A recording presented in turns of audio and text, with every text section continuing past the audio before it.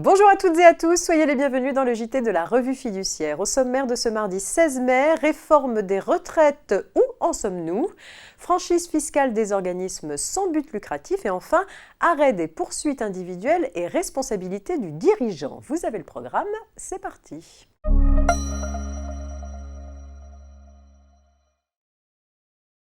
Et on ouvre donc cette édition avec un point réforme des retraites. Le 3 mai dernier, le Conseil constitutionnel, sans grande surprise, a rejeté la seconde demande de proposition de loi en référendum d'initiative partagée visant à interdire un âge légal de départ à la retraite supérieur à 62 ans dont il avait été saisi le 13 avril 2023 et qui avait été signé par 253 députés et sénateurs. Mais le débat n'est pourtant pas encore clos.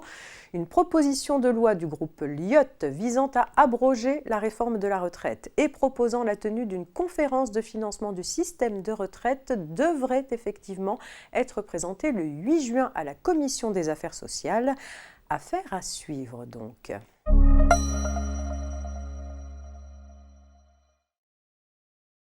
Les organismes sans but lucratif bénéficient sous certaines conditions d'une franchise des impôts commerciaux au titre de leurs recettes d'exploitation provenant d'activités lucratives accessoires. Son seuil fait tous les ans l'objet d'une revalorisation.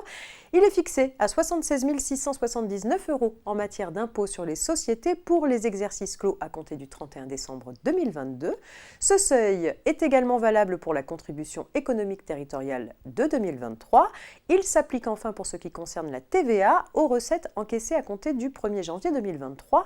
Toutefois, le bénéfice de cette franchise de TVA pour l'année 2023 est acquis dès lors que le chiffre d'affaires réalisé en 2022 ne dépasse pas 76 679 €.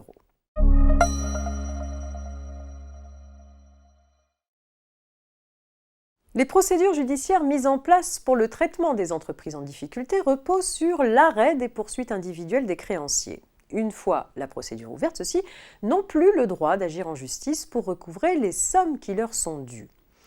Mais lorsque le débiteur insolvable est une société, rien ne leur interdit d'agir contre ses dirigeants.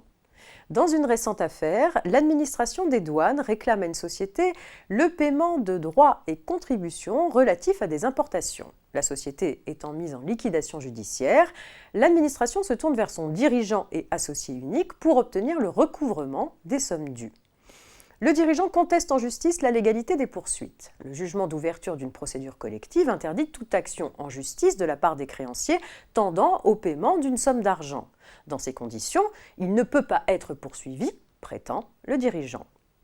À tort. En effet, le principe de l'arrêt des poursuites individuelles, rappelle la Cour de cassation, ne profite qu'aux seuls débiteurs en procédure collective à l'exclusion des tiers. Ainsi, pour les juges, les actions poursuivies contre les dirigeants sociaux à raison de leurs fautes personnelles ne sont pas soumises à la suspension des poursuites individuelles frappant la société placée en liquidation judiciaire. Dans cette affaire, si l'administration des douanes peut se prévaloir de fautes personnelles du dirigeant, elle peut tout à fait agir contre lui. C'est la fin de cette édition. Excellente journée à toutes et à tous et à demain, mercredi.